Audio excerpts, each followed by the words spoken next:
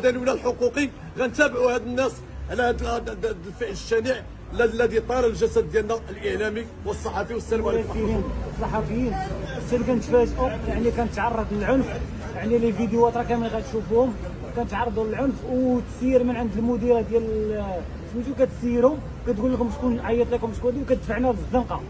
اللي كنتفاجئوا يعني السيكيوريتي الامن الخاص ديال الغرفه واشخاص اخرين، يعني ما عرفتش راسي كل واحد ملي كيضربني ويعني شدني من المناطق اللي حكمني واحد الحكمه، يعني واحد المنطقه اللي حساسه، وكنا غتشوفوا في الفيديو يعني راه شو يعني عفط لي على وجهي لحد الان. الاخوه انا راه باقي يعني شاداني الدوخه، ما عرفتش يعني انا راه ما بقيتش عاقل، لاني تيقول لك يوم تحسيسي يعني راه دعوه عامه باش غنجيو نصوروا هادشي. الاخوان يعني رانا باقي تالف، يعني كما تشوف لي فيديو ولا راه باقي واحد الضرب ما عشرة شي ثلاثه الناس ولا اربعه، ما عرفتش كيفاش كيخبر المديره دفعات دفعات جايه.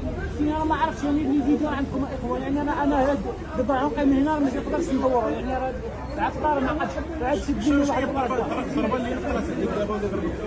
دابا في رجلي بحال شي منطقه حساسه، اللي عارفين واحد المنطقه اللي يحكمني منها بيدو، واحد المنطقه راه سيكيريتي هذا ما عرفتش السيكيريتي كامل لابس القميجات بيضين، ما بقيتش كنعرف حتى شي حاجه خرجت السيكيريتي. هما كيبانوا لي انا بقيت عاقل على ثلاثه. يعني تسمح لي اخ نبيل، راه كنسمع صوتك ولكن باش غندور عندك راه هاد الفاس هذا ما تقدرش ندور. سمعنا الوصف الخاص ديالو.